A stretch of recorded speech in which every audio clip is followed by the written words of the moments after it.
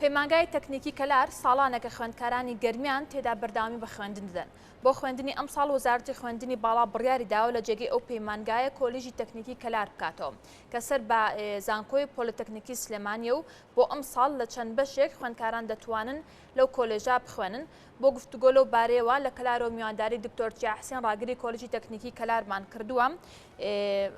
لە ڕێگەی پەیامنێرمان شاخوان سڵاوت لێ بێت فەرموو زانیاریەکانمان پێ بگەێنە. بەڵێ بەیانیتان باش دیارە پەیمانگای تەکنیکی کەلارین بڕیارم پەیمانگایە گۆڕانکاری هەم لە ناو نیشانەکەی و هەم لە ناوەڕۆکی پرۆسی خوێندنەکەی کە گۆڕانکاریە و هەنگاوێکی نوێترە بۆ کۆلێجی تەکنیکی و ئەلبەتە ئەزمموی دروستبوونی کۆلێجی تەکنیکی لە هەندێک شوێنی هەرێمی کوردستان کاری پێکرێەوە پەیمانگا تەکنیکیەکان هەندێک گۆڕانکاری هەم لە ناوەڕۆک و هەم لە پرسی پرۆسی خوێندن لە ناو پەیمانگاکان گۆڕانکاری تیاکرێ و گۆڕانکارەکانیش گۆڕینێتی بۆ کۆلێجی تەکنیکی و ئێستا وەگامەژەم پێکرد لە هەندێک شوێنی هەرێمی کوردستان کاری لەسەرکرێ. من ئەم بەیانێ لەگەڵ بەڕێز دکتۆر چیا محەممەد ڕاگری پەیمانگای تەکنیکی کەلار و ئەلبەت تازا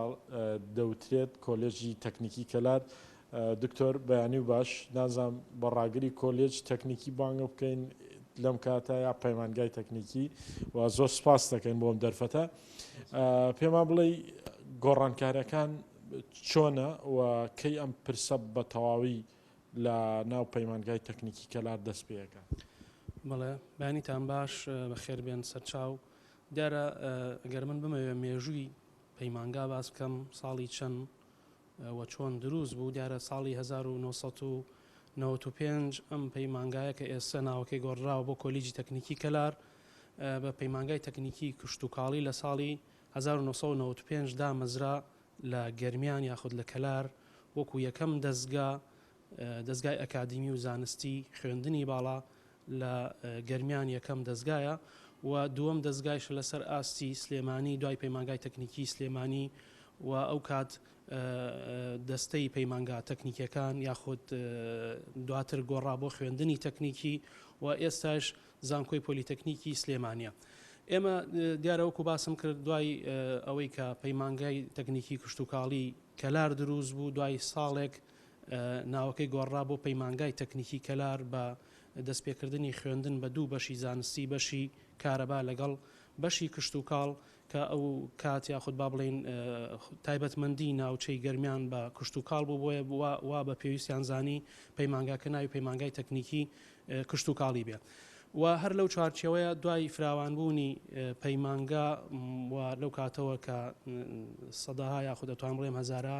خوێندکاری پێگەیاندووە و بڕوانامەی دیبلۆمی تەکنیکی پێبەخشیوە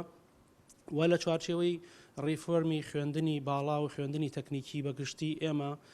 لە ساڵی 2019 لە هەولێر هەر سێزان کۆپۆلی تەکنیکەکە لەسەر ئاستی هەرێمی کوردستان کۆنفرانسێکی زانستیان بەست بۆ گۆڕانکاری لە هەندێ بابەت یاخود ناوی هەندێک شوێن یاخود هەندێ بەش بۆیە هەر لەو چوارچێوەیە بڕیاری لەسەر درا بەکردنەوەی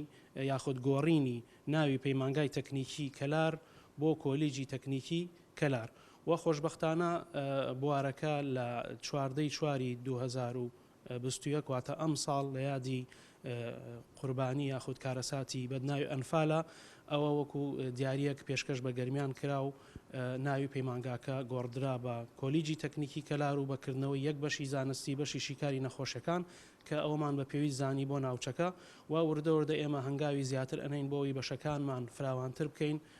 خوێندنی تەکنیکی زیاتر گرنگی پێ بدرێ لە ناوچەی گەرمیان بە تایبەتی. دکتۆر مەبەستم پرسیارێک بکەم ینی پەیمانگاکە بۆ کشتتوکاڵ دامەزرا بۆ ئەمە کاری لەسەر نەکرات یعنی ئێستا بینین گەرمیان بە پێ و داتانەی لای منە دوای پارێزگای ئەولێر زۆرترین زەوی کشتتوکاڵی هەیە ینی ئەمە بۆ پەرەی پێنەدرا ینی هەرۆکو پەیمانگای تەکنیکی کشتتوکاڵی و ئێستش بکرێتە کۆلێجی کشتتوکاڵی. دیارەوەکو باسم کرد ئێمە لە سەرەتای دروستبوونی پەیمانگەکە لە ساڵی 1995 وا بە باشزانرا ناوی پەیمانگای تەکنیکی کشتتوکاڵی بێ ئەو کاتە و دوای 2 ساڵ سەریان کرد ئەگەر ئێمە پەیمانگای تەکنیکی کوشتتوکاڵی بێ بە تەنها ناتوانین بەشەکانی تر کە زۆر گرنگن بەشە تەکنیکەکانی تر بکرێتەوە خزمەت بە ناوچەی گەرمیان کا بۆیە هەر لە چوارچێوەی پەیمانگای تەکنیکی کەلارە ئێمە چەند بەشێکی کشتتوکاڵیشمان هەبوو ئێستا بەشێکی کشتتوکاڵیمان هەیە بە ناوی بەشی کارگەڕی پرۆژە کشتتوکاڵەکان بە گرنگ و بە زەڕورمانزانی کە ئەم بەشە بوونی هەبێ بۆ ناوچەکە و بۆ ناوچەی گەرمیان بەگشتی. دکتۆر چیا پێم بڵێ ئێستا لە کۆلێجی تەکنیکی کەلار چەند بەشمان هەیە و خوێندکار ئەم ساڵ لەو کۆلێجە دەتوانێت درێژە بە خوێندا و خوێندنیش بۆ ماوەی چەند ساڵەیە؟ دیارە پەیمانگای تەکنیکی کەلار کە گۆڕاناوەکەی بۆ کۆلێجی تەکنیکی کەلار ئێمە پرۆپۆزەڵی دوو بەشمان بەرز کردبووە بەشی شیکاری نەخۆشەکان و بەشی کارەبا ئەم دوو بەشە کە سیرمان کرد هەم لە ڕووی تاقیگەوە هەم لە ڕووی ستافەوە ئێمە ستافی ئەو دوو بەشەمان ستافێکی تۆکمەیە کە ئەتوانین ئێمە خوێندکار وەرگین بڕوانامەی بەکەلۆرسی پێ بدەین بۆیە لە وەزارەتەوە لەبەر ئەوەی ڕاستپاردەکانی کۆنفرانس جارێک بە یەک بەش هاتبوو ئەمساڵ ئێمە ڕەزامەندی یەک بەش زانستی کرا کە ئێمە بتوانین خوێندکار وەرگین کە ئەوش بەشی شیکاری نەخۆشەکانەوە حاڵی حاضر ئێمە وەکو کۆلیژەکە دە بەشی زانستیمان هەیە دیارە تایبەتمەندی خوێندنی تەکنیکی و یاخود کۆلیژە تەکنیکیەکان یان سیستمی پۆلیتەکنیک لە هەرێمی کوردستان بەم شێوازەیە کە ئەتوانێت لە هەمان کاتە هەم بڕوانامەی دبلۆم واتە 2 ساڵە ببەخشێ و هەم بڕوانامەی بەکەلۆرسی 4 ساڵە ببەخشێ سیستمی خوێندنی ئەم بەشەی کە وەکوتم کراوە بۆ کۆلیج خوێندکار وەرەگرێ بۆ نمونە 50 خوێندکار وەرەگرین ئێمە لە بەشی شیکاری نەخۆشەکان ئەمساڵ لە قۆناغی دوو ئەم 50 خوێندکارە 25 واتە 150 تەخەڕوجەکە ئەبێتە دەرچووی پەیمانگای یاخود بڕوانامەی دبلۆم وەرەگرێ 150کەی تر واتە 25 خوێندکارەکەی تر بە ڕیزبەندی دەتوانن بچنە قۆناغی 3 و 4 تاوکەن بڕوانامەی بەکەلۆرس وەرگن ئەمە پێی دەوترێت سیستمی پۆلیتەکنیک. یعنی دکتۆر لە ناو کۆلێجەکەشە بە 2 قۆناغ کێبڕچەی نمرە دروستە بێ بۆی تۆ بتوانانی 4 ساڵ تاواکەی؟ بەڵێ خۆی سەرەتا تۆ لەسەر نمرەی پۆلی 12 وەرەگیری و کێبڕکێ دەکەی لە قۆناغی دوو ئەو کاتە ئەبێتە 2 بەشەوە 160 لەسەر قۆناغی دووی پەیمانگاکە بێواتە ئەو 2 ساڵێکە خوێندوتە لەو بەشە و 140 دووبارە گەڕینەوە بۆ نمرەی پۆلی 12 بۆی بتوانین کێبڕکەیەک دروست بێجارێکی تر لە قۆناغی 3 و 4 تاوکەم. دکتۆر ئالێتەکانی جێبەجێکردنی ئەم پرۆسەیە لە بەردەستی ئەوە هەیە لە مامۆستا لە بینای خوێندن لە پێداویستەکان ئامادەکراوە بۆ ئەوە بتوانن ئەم کۆلێژە بە تەواوەتی بکەوێتە سەر پێی خۆی؟ دیارەوەکو ئاگدارن بە حکومی ئەو بارودۆخی کە ئێستا لە کوردستان هەیە ئەتوانین بڵین ناتوانین بڵین 100% ئێمە هەموو شتەکان هەم لە ڕووی ستاف و هەم لە ڕووی تاقیگە و لە ڕووی هۆڵی خوێندن بەڵام ئێمە ڕێژەیەکی باشمان هەیە لە ستاف وەکوتم لەو بەشە و لە هۆڵی خوێندن و لە تاقیگا چکۆم ئێمە پێشتر بەشەکەمان هەبوو کە چەند ساڵێکە کراوەتەوە بەشی شیکاری نەخۆشەکان کە بڕوانامەی دیبلۆمی تەکنیکی بەخشیوە بە خوێندکار بۆیە ئێمە ناتوانین بڵێن 100% بەڵام ڕێژەیەکی باش هەمانە و لە بەرنامەیشدایە چەند پرۆپۆزەڵێک و یاخود چەند داواکاریەکمان لە وەزارەتی خوێندنی باڵا و ڕۆشتۆتە وەزارەتی دارایی وا بڕیارە لە ئایندەیەکی نزیکە هەندێک لەو داواکاریانەی کە هەمان بووە بۆ خزمەتکردنی خوێندنی تەکنیکی و خوێندنی بەکەلۆرس لەو بەشە بۆمان جێبەجێ بکەن. دکتۆر پێت وایە کردنەوەی کۆلێجی تەکنیکی کەلار چ گۆڕانکاریەک لە پرۆسەی بواری خوێندنی تەکنیکی لە ناوچەکە دروستەکەواتە پێگەیاندنی خەڵکانێک لەوانەیە ئێمە پێویستمان بە توانەکانی ئەوان بێت یعنی پێتان وایە گۆڕانکاریەکان گۆڕانکارێکی نەوعیە بن یا گۆڕانکاریەک بن تەنها شکڵ و شێوەی گۆڕینی پەیمانگاکە بۆ کۆلێج؟ دیارە وەکو باسم کرد ئەم بەشە مێژۆکەی کۆناگەر بگەڕینەوە ئێمە بەشی شیکاری نەخۆشەکان ساڵی 2006 دامەزراوە واتە زیاد لە ئەتوانم بڵێم 15 ساڵە ئەم بەشە هەیە کە خزمەت ئەکا و دەرچووی هەبوو کە ئێمە دوای دراسەکردنێکی هەم وەکو دراسەیەکی ناوخۆی خۆمان لە پەیمانگاکەی ئەو کاتە و دراسەیەکی بازار و دەرچوانی خۆمان داتایەکمان وەرگرت کە بتوانین بزانین ئەم قسمە ضرورە بۆ گەرمیان یاخود ضرور نیە دوای ئەوەی کە گەیشتنێت ئەو دەرئەنجامەی ئەم بەشە گرنگە و دەرچوویەکی زۆری ئەو بەشانەمان هەیە و هەروەها لە بازاڕیشە دیارە خوێندنی تەکنیکی بەگشتی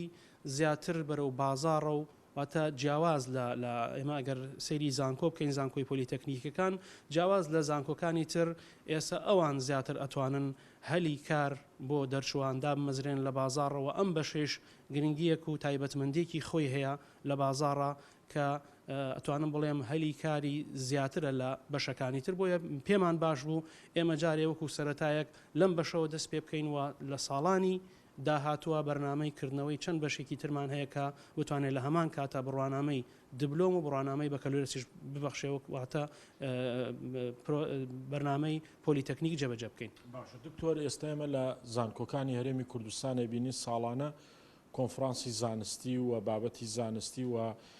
شتی پراکتیکیان هەیە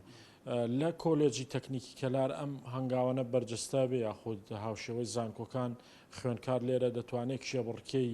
بەرنامەی زانستی بکات و بتوانێت ینی ئەو بابەتە زانستیانی کە ئێستا لە هەرێمی کوردستان بەدیەکرێ و ئەمان بتوانن توانەکانی خۆیان لەو بوارەدا بەدەربخەن. بەڵێ بە دڵنیاییەوە دیارە وەکو باسم کرد ئێمە خوێندنی تەکنیکی لەبەر ئەوەی بەرەو بازاڕە ئێمە زیاتر گرنگی بە بابەتی تەکنیکی و بابەتی پراکتیکی ئەدەین یانی ئەگەر ئێمە بێت و چایەک بە بابەتەکان یاخود منهەجەکانی خوێندنی ئەو بەشە تەکنیکیانەی کە هەمانە لێرە لە کۆلیجەکە زیاتر ئەگەر بۆ نمونە بابەتێک 4 سعات بێ یاخود 5 سعات بێ سعاتێک یا 2 سعاتی لە ناو هۆڵەکانە باقیەکەی تری لە تاقیگەکانە بۆیە ئێمە ئەتوانم بڵێم لە 180 بابەتی خوێندن منهەجی خوێندنی بەشەکانمان لە تاقیگەیە واتە پراکتیکی و تەکنیکین. باشە دکتۆر کۆتا پرسیارم سا لە ڕوبەڕووبوونەوەی کۆرۆنایەوە ڕۆڵی گرنگتان بینی یەکەم پەیمانگای تەکنیکی بوون لە ناوچەکە توانیتان مادەی VTM دروست بکەن بۆ ڕوبەڕووبوونەوەی کۆرۆنا پێتان وایە یعنی ئەم هەنگاوانەی ئێوە زیاتر دەچێتە قۆناغێکی باشتر یاخود ئەو تاقیگانەی کە ئێوە هەتانە دەتوانن خزمەتی زیاتری پێ بکەن و تاکو ئێستش لەسەر ئەو پرۆسە بەردەوامن یاخود بەڵێ دیارە وەکو بەڕێستان ئاماژەتان پێدا ئەو کات کە بارودۆخی کوردستان بەگشتی و ناوچەی گەرمیان کە بابەتی کۆرۆنا هاتە پێشەوە ئێمە توانیمان کە سیرمان کرد لەگەڵ بەڕێبەرایەتی گشتی تەندروستی گەرمیانە ئەو مادەی VTM کە بۆ تێستی کۆرۆنا بەکار ئەهات ئەو بابەتە ئەو با بڵین مادەیە لە تاقیگەکانی نەخۆشخانەکان بەردەست نەبوو بۆیە ئێمە بە هەوڵ و هیمەتی مامۆستەکانمان و بە تایبەتیش ئەم بەشەی کە ئێستا کراوەتەوە بە هەوڵ و هیمەتی مامۆستایانمان و ستافمان لە پەیمانگای تەکنیکی ئەو کاتە توانیمان ئێمە بڕێکی زۆر مادەی VTM بۆ نەخۆشخانەکانی